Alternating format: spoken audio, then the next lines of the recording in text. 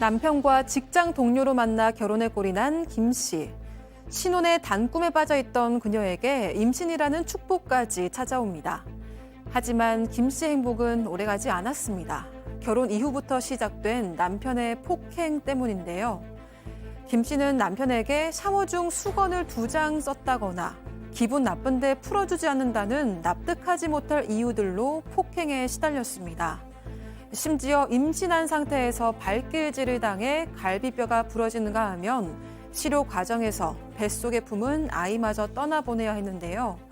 하지만 3년이라는 시간 동안 그 어떤 조치도 할 수 없었다는 김 씨. 대체 그녀에게 무슨 일이 있었던 걸까요? 자, 오늘 공교롭게도 다 이렇게 가정에서 벌어진 이런 사건들인데 일단 이 두 사람의 결혼 생활부터 좀 따져볼까요? 네, 일단 피해자인 김 씨는 남편이랑 같은 직장 동료로 만났습니다. 그래서 5년 전에 결혼을 했고요. 하지만 이 김 씨가 기대해오던 신혼은커녕 결혼 직후부터 남편의 폭력이 시작이 됐습니다. 이런 남편의 폭행 때문에 충격을 받아서 김 씨는 처음 폭행을 당한 날에는 이 경찰에 신고를 했다고 합니다. 자, 문제는 그 경찰 신고 이후였다면서요? 네, 그렇습니다. 지금 이제 일단 이 남성 같은 경우는 자기 아내가 그렇게 폭력을 당하고 난 이후에 경찰에 신고를 하자 굉장히 분노를 했다라고 해요. 그러니까 이 남성이 아마 머릿속에는 내가 그렇게 폭력을 휘둘려도 적어도 이제 아내라면 남편에 대한 그런 것을 경찰에 신고해서는 안 된다라고 생각을 한 것 같아요. 그래서 뒤통수도 때렸고, 그래서 이제 이 여성 같은 경우는 경찰에 신고하면 안 되는구나 이렇게 생각을 했다는데, 제가 볼 때는 결혼 직후부터 이제 폭행이 시작이 됐다는데요. 연애하는 기간 동안에 상대에 대한 실체 파악을 거의 못한 상태에서 결혼을 한 것 같아서 상당히 안타깝습니다.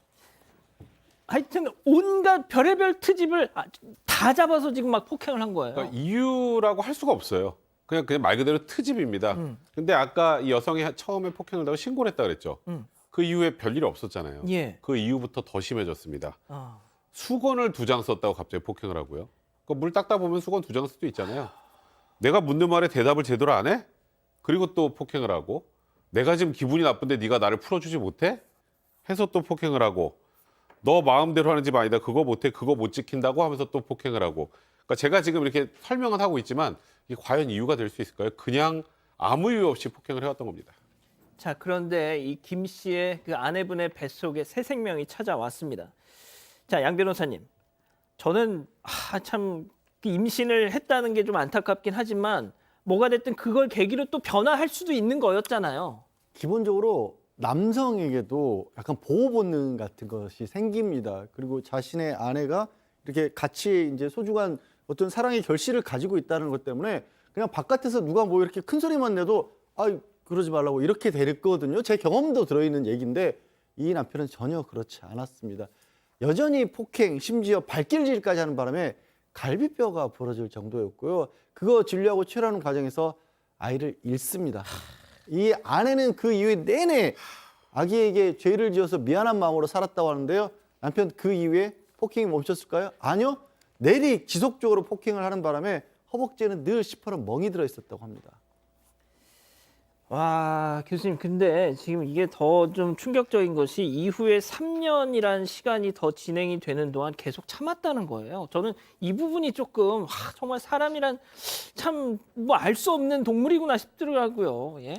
그러니까 이제 개도 사람을 봐가면서 이제 짖는다라고 하는 말이 있는데, 아마 이제 이 남성 같은 경우는 자기 아내를 그런 식으로 폭행을 한다 하더라도 문제 제기를 못할 것이다라고 아마 생각을 한 것 같아요.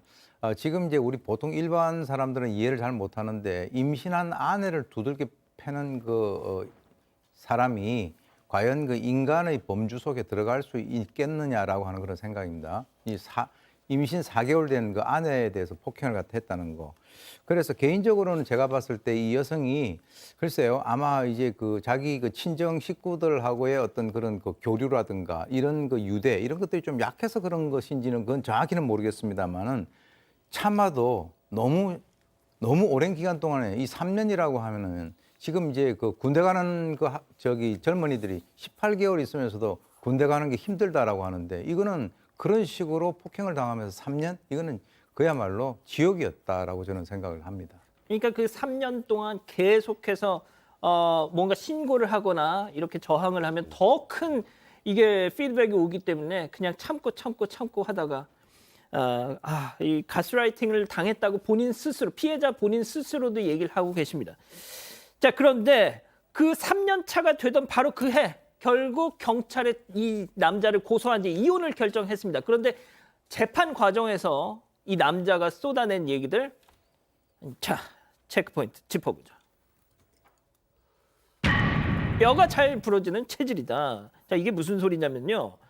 맞아서 뼈가 부러지고 멍이 드는 걸 이렇게 딱 지적을 했더니 제 아내가 때리면 그냥 부러져요. 막 이랬다는 거예요. 지금 법정에서. 저는 이게 변론을 한 건지 가중처벌해달라고 얘기를 한 건지 모르겠어요. 이 주장은 뭐냐면 단순 폭행이었는데, 폭행 정도였는데 원래 체질이 약했기 때문에 몸을 다치는 상해까지 이르렀다. 그러니까 나를 상해죄로 처벌하지 말아달라고 얘기를 한 건데요.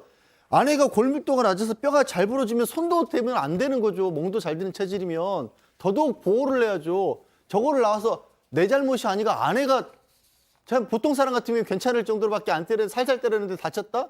그럼 저 인간은 그런 체질인 걸 알면서도 때렸다는 말이 되잖아요. 그러니까요. 저는 가중처벌해달라고 부탁한 것 같아요. 자, 그런데 여기서 끝이 아닙니다.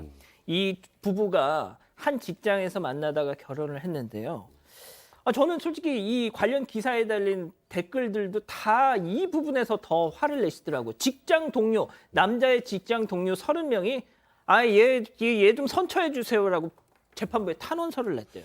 뭐 지금 아마 이 남편이, 이 남성이 아마 직장 동료들한테 그런 부탁을 해서 이렇게 탄원서를 써준 모양인데 같은 직장에 다니고 있었다고 하잖아요. 그러면 이 30분은 과연 이 여성이 같은 직장에 다닐 때 어떤 마음이 들지에 대한 생각을 해보셨는지, 물론 제가 탄원서 쓴 분들을 무조건 비판하기 좀 그렇습니다만, 근데 저는 좀 이해가 안 되는 게 아까 분명히 양절 변호사도 얘기했던 것처럼 사실상 주장한 내용이 오히려 괘씸죄로도 중하게 처벌받을 만한 그런 상황인데 집행유예가 선고됐거든요. 집행유예 나왔어요? 네, 징역 8개월에 집행유예 2년이 선고됐단 말이죠. 이 아내분이 지금 합의를 했는지는 명확하지 않습니다만 이 아내에게 사과문도 전달을 했고 직접 사과할 뜻도 있다라는 걸 보면 아직 합의가 안 된 것 같거든요. 그러니까 저는 일단은 이 지금 판결도 좀 납득이 안 가고, 이 직장 동료 30분이 이 남성을 생각하는 것만큼 또 다른 직장 동료인 이 아내를 조금이라도 생각을 하셨는지 좀 씁쓸한 마음이 듭니다. 야, 진짜 제가 집행유예 이걸 지금 봤는데 지금 그 관련 기사에 달린 댓글을 보니까 역시 대한민국에서는 누구가 하나 죽어야 징역형이 나오는구나. 지금 이런 댓글 달려 있습니다. 교수님, 어쩌면 좋겠습니까? 세상에 뼈가 부러지고 멍이 들고 심지어 태아가 유산이 됐는데도 집행유예입니다. 예? 그래서 저도 남성이긴 합니다만 여기서 직장 동료들이 탄원서 썼다라고 하는 것은 그거는 전형적으로 이 그 2차, 3차 가해가 될 수 있어요. 그리고 사실 저 여성 같은 경우는 저기서 어떻게 보면은 수군수군대고 왕따를 시킬 수 있는 그런 어떤 분위기가 될 수도 있고요. 뭐 정말 저는 제가 만약에 제 딸이 있다면, 만약 딸이 그런 식으로 당해왔다면 그 남편도 골다공증이 있는지 한번 실험을 해보고 싶은 그런 생각이 들 정도예요. 그러니까 자, 임신해가지고 아이를 갖다가 낙태시켰죠. 그리고 뭐 이제 온몸에 뭐 뼈를 부러뜨리고 이렇게 했는데 거기에다가 같이 근무하는 그 조직 내에서 다른 남성들이 탄원서까지 제출했다라고 하면 도대체 이 여성이 설 자리가 어딥니까? 그러니까 탄원서를 낸다 하더라도 앞뒤 가려가면서 뭔가 상황 파악을 하면서 내는 것이 그것이 합리적이다. 저는 이렇게 생각을 합니다. 이 남성 사실 좀 부끄럽네요. 만약에 저희가 모르는 어떤 사연이 있어서 직장 동료분들이 이런 판단을 했던 거라면 저희한테 연락 좀 주세요. 예, 저희도 그런 거에 대한 반론은 확실히 보장해드리겠습니다. 가족 여러분, 잊지 마시고 구독과 좋아요, 알림 설정 여기. 여기.